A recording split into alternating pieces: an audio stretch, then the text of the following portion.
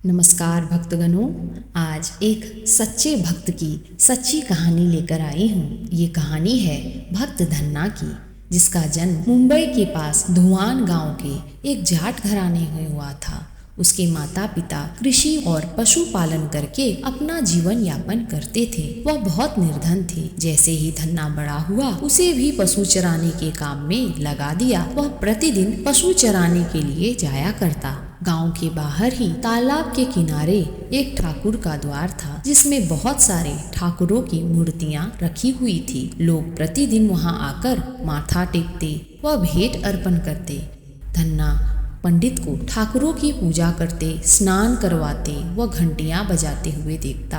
अल्प बुद्धि का होने के कारण उसे वह समझ नहीं पाता। एक दिन उसके मन में आया कि देखते हैं क्या है। उसने एक पंडित से पूछ ही लिया कि आप मूर्तियों के आगे बैठकर क्या करते हो। पंडित ने कहा, ठाकुर जी की सेवा करते हैं, जिससे कि मनोकामनाएं पूर्ण होती है। धन्ना वहां से लौट आया और उसे ख्याल आया कि अगर ठाकुर जी को पूजा करके सब कुछ पाया जा सकता है, तो उसे अवश्य ही यह करना चाहिए, जिससे उसकी गरीबी भी चली जाए और सुख आए। ऐसा सोचकर वह पंडित के पास गया और पंडित से ठाकुर जी मांगने लगा और बोला, मुझे भी ठाकुर दे दो। पंडित ने पहले ठाकुर जी देने से मना किया और कहा कि वह ठाकुर जी की पूजा अकेले नहीं कर पाएगा। एक तो वह अनपढ़ है और ठाकुर जी तो मंदिर के बिना कहीं नहीं रहते और ना ही प्रसन्न होते हैं। इसीलिए उसे जिद नहीं करना चाहिए और खेतों को संभालना चाहिए। ब्राह्मण का धर्म है पूजा पाठ करना, जाट का कार्य है अनाज पैदा करना। परंतु धन्ना टस से मस ना हुआ। अपनी पिटाई के डर से पंडित ने जो शालिग्राम मंदिर में फालतू पड़ा हुआ था, उठाकर धन्ने को दे दिया और पूजा पाठ की विधि भी बता दी। पूरी रात धन्ने को नींद ना आई। वह पूरी रात सोचता रहा कि ठाकुर को कैसे प्रसन्न करेगा, उसने क्या मांगेगा और कैसे कहेगा। सुबह उठकर अपने नहाने के बाद ठाकुर को स्नान कराया। भक्ति भाव से बैठकर लस्सी, रुडकी व रोटी पकाई। उसने प्रार्थना की, हे प्रभु, भोग लगाओ। मुझ गरीब के पास रोटी, लस्सी और मक्खन ही है और कुछ नहीं। जब और चीजें दोगे तब आपके आगे रख दूंगा। वह बैठा ठाकुर जी को देखता रहा। अब पत्थर भोजन कैसे करे।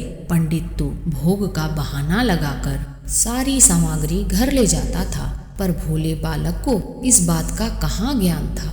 वह व्याकुल होकर कहने लगा कि क्या आप जाट का प्रसाद नहीं खाते? दादा तो इतनी देर नहीं लगाते थे। यदि आज आपने प्रसाद ना खाया तो मैं मर जाऊंगा, लेकिन आपके बगैर नहीं खाऊंगा। प्रभु जानते थे कि यह मेरा निर्मल भक्त है, छल कपट नहीं जानता। अब तो प्रकट होना ही पड़ेगा। 1 घंटा और बीतने के बाद धन्ना क्या देखता है कि श्री कृष्ण रूप भगवान जी रोटी मक्खन के साथ खा रहे हैं और लस्सी भी पी रहे हैं। भोजन खाकर प्रभु बोले, धन्ने, जो इच्छा है मांग लो, मैं तुम पर प्रसन्न हूँ। धन्ने ने हाथ जोड़कर विनती की, जो तुम्हारी भक्ति करता है तो उनके हर कार्य को संवार देता है। मुझे गेहूँ, दाल व घी दीजिए, मैं खुश हो जाऊंगा। यदि जूता, कपड़े, 7 प्रकार के अनाज, गाय भैंस, सवारी करने के लिए घोड़ी तथा घर की देखभाल करने के लिए एक सुंदर नारी मुझे दे। धन्य की यह वचन सुनकर प्रभु हंस पड़े और बोले, यह सब वस्तुएं तुम्हें मिल जाएगी। प्रभु बोले, अन्य कुछ? प्रभु, जब भी मैं आपको याद करूं, आप दर्शन दीजिए। यदि कोई जरूरत हुई तो बताऊंगा। तथास्तु, भगवान ने उत्तर दिया। हे प्रभु, धन्ना आज से आपका आजीवन सेवक है। आपके अलावा किसी अन्य के नाम नहीं लूंगा। धन्ना खुशी से दीवाना हो गया। उसकी आंखें बंद हो गई। जब आंखें खुली तो वहाँ प्रभु नहीं थे। वह पत्थर का शालिग्राम वहाँ पड़ा था। उसने बर्तन में बचा हुआ प्रसाद खाया, जिससे उसे तीनों लोकों का ज्ञान हो गया। प्रभु के दर्शन के कुछ दिन पश्चात धन्य के घर सारी खुशियाँ आ गई और एक अच्छे अमीर घर में उसका विवाह हो गया।